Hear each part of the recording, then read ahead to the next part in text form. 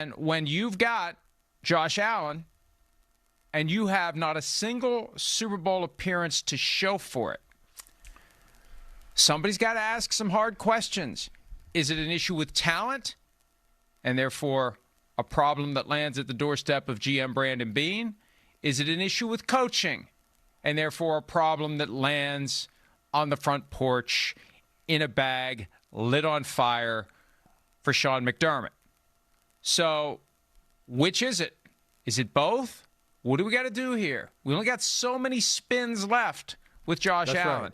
I think the one thing that helps them, and I said this yesterday, I believe, I don't know, the past 24 hours have been a blur, and I slept for crap last night. So this, you never know what you're going to get from me anyway, but a day like today, you don't know what you're going to get. But I may have said yesterday, the fact that they're going into this new stadium, and I just wrote something at PFT on Thursday. There was an item in the Buffalo News that they've sold PSLs generating $245 million in revenue, $20 million more than they expected, and they still have 6,000 more PSLs to sell. Bright, shiny object, brand spanking new stadium. We don't need to go to the Super Bowl this year. Everybody's going to be excited about the stadium next year. It may buy people some time. Like, why do we want to go through the whole thing of a new coach and a new GM or either or both? We're going into this new state. We're moving the family into a new house, right? You don't get a divorce as you're moving into a new house, right? You'll wait a couple of years after you moved into the new house. Like, this is a good time. we got to move into. We're getting ready to move into this new house. Let's just enjoy this period in our lives. So I just wonder, and it all comes down to what the owner wants to do. And a lot of it depends upon when and if the backlash is going to arise through the media, through the fans. But the fans are like, hey, we're moving into a new house. This is a positive time. And let's just keep banging on the door. And the Bills have said that. Let's just bang on the door, and eventually the door is going to open. No, eventually the door may fall on you if you bang on it and can't open it. That's gotten people fired elsewhere. The inability to kick the door in. And, if they don't make the playoffs this year, and we're going to put a pin in that because we're going to have that conversation at some point before we take our break. But if they should somehow miss the playoffs, I don't know. Is that not inexcusable? Is that not a complete and total organizational failure to have the defending MVP who still has his full complement of powers and not make the playoffs? Yeah, these are great points. And by the way, you can ask Gary Carter this. He can be my witness. If anybody in the 716 gives you a hard time, just tell them to call me. They love me. They love me in Western New York. This is sarcasm. They do not. Not at all. Years ago, I was critical of the Bills. I was wrong. They were right. But I was critical of the Bills, and it seemed like the entire Bills Mafia came after me. So I'm not very popular. What did you say? What did you say? I said what did it? They're not that good. That's what I said. That's it. They're not that good. No. So that was the same year because I was going over the competition and all sorts of stuff. That was the same year of 13 seconds. So that was, and they had the number one defense in football. So they're, and not to get too sidetracked, but see, there are different kinds of number one defenses in football. So the Bills that year had the top-rated defense. But I kept saying, but you're the top-rated defense, yet you allowed a team to tie a divisional playoff game against you with 13 seconds left. Okay, how great is that? Is that a shutdown defense? Whereas last night we saw a number one defense that is just swarming, all-encompassing, just relentless. And that's when I think of a top defense, and I know it's different than what we saw back in the day, Mike, but, 85, it's hard to be the 85 Bears now. It's hard to be the 2000 Ravens. So you don't see a lot of shutdown defenses look like those teams did. But this is kind of a throwback. The Texans are kind of a throwback defense of that regard. But with the Buffalo Bills, I remember when you referenced Brandon Beane in that comment. I remember when he said it, and I agreed with him when he said, hey, keep knocking on the door. Eventually, you kick it in. I agree with him, but the more I think about it, it's kind of a dated way to look at championship contention. It used to be like that before there was so much movement in the league. It used to be like that, where, hey, you'd have a rival, and your rival kept getting in your way, and eventually you'd get past the rival. And it was like that at times in the early 2000s with the Colts and the Patriots. The Patriots were beating the Colts, and then the Colts got Adam Vinatieri because they had kicking problems, and they were able finally to win in Foxborough, and they got over the top, and they eventually got past Brady and Belichick. But it seems like the Bills they were obsessed with the Chiefs. Hey, we got to get past Kansas City. Well, did it occur to anybody that you could get past Kansas City, but maybe Kansas City's not the same? So you're better than Kansas City, but look at Kansas City's 5-5. Congratulations. Now you're better than Kansas City, but that's not the team you're chasing now. Now you are ironically chasing a team that you left for dead, the New England Patriots. And you got to root for Cincinnati this weekend, because if you don't, and Cincinnati loses, now you got the Patriots at 10-2, and you're 7-4. Yeah, I think that would be this is all a very interesting thought exercise for the Pagulas. Oh, I suspect that the city-by-city ratings for last night's game would have a significant number for the Boston area. And that's one of the realities for the Bills. The Patriots were the team they were trying to put behind them. Before they could compete at the highest levels of the conference, they had to get past the Patriots. And the Patriots disintegrated post-Brady and eventually post-Belichick, but really post-Brady. That's when it all started to fall apart, and the Bills had opportunities. And the Bills owned the division from 2020 through 2024. Every year since Tom Brady left, the Bills owned the division. And now the Patriots are back. And that could add to, and we never know what owners are going to do, because they act like they want to win it all. Oh, we all want to, we're trying to win the Super Bowl. Oh, our goal every year is to win the Super Bowl. Bull crap. No. That is an unrealistic standard to make your pass fail for your business. You know what the standard for a business is? Keyword business. The standard is green, not silver. Right. The standard is money.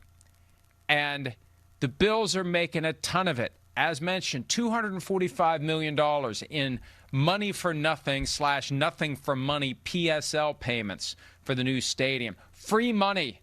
Money for the right to buy the ability to sit in the seat. The ultimate grift. And the only reason it's acceptable is everybody does it. I remember the first time I heard about the PSL. I'm like, wait a minute, what do you get? What do you get? You're licensing the seat. I do that with I buy the ticket. No. You have to license the ability to use the ticket. You can have the ticket, but you can't use the ticket unless you have licensed the ability to use the ticket. I mean, it's a friggin' Abbott and Costello routine on steroids, and it's just more money flowing into the coffers of owners. That's how they define success. So every owner's different. And we've yet to get any sense of consternation from Terry Pagula. And you have to wonder whether this is the year that will start it, because the Patriots are back and they've stuffed the Bills in a closet or a locker or something, some confined space, stuffed them in a locker. I should know. I mean, I've been stuffed in a locker. I should know. I should know it's a locker. Maybe it's like, PTSD avoidance. But regardless, here's what you mentioned: the Chiefs. I want to do this exercise. Do we have the playoff standings? Or any standings? I'm looking at the actual standings here. I said this yesterday, kind of in jest, but kind of seriously. It is possible, and I'm not saying it's likely. There's a lot of football to be played. It is possible that, and this isn't updated because it is updated. The Bills are 7-4. Thank you. And by the way, why is Miami in the hunt? Somebody emailed yesterday saying, why the hell do you have the Dolphins in the hunt? Hey, they got a shot. There's hot. No hunt the Dolphins are going on.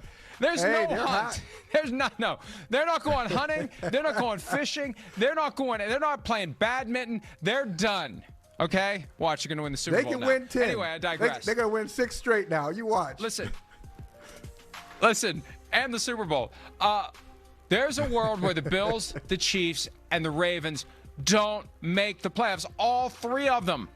Because right now, you got the Texans a game behind the Bills, and they hold the tiebreaker for the wild card spot. You've got the Chiefs a game behind the Jaguars, and the Jaguars hold the tiebreaker thanks to the Trevor Lawrence falls down, gets up, falls down, gets up. Chris Jones loafs, and Trevor Lawrence scores the game-winning touchdown on a Monday night in Week 6.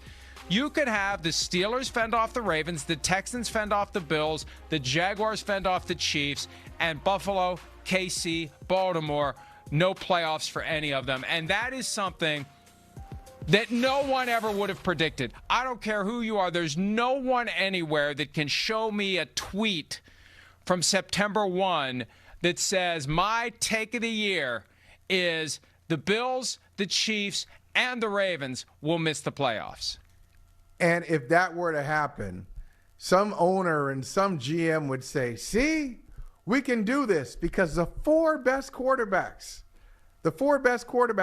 some people think in the league, Mahomes, Jackson, Joe Burrow, Josh Allen, don't make the playoffs. In that case, you're like, no, these are 4 best quarterbacks, and these are all superstars. These are MVPs and Super Bowl champions. And they don't make the playoffs, so that would be surprising. But for Buffalo, you said, a lot of owners just want to make money. I know a lot of them do. Most of them do. Okay, they're in it for the money. But I would think that Buffalo is a little different because of what they've been through. Well, first of all, let's just start with the setup. I mean, they are the Sabres, but they're the number 1 game in town. This is a Bills town. This is a football town. They don't have a Major League Baseball team. They don't have an NBA team.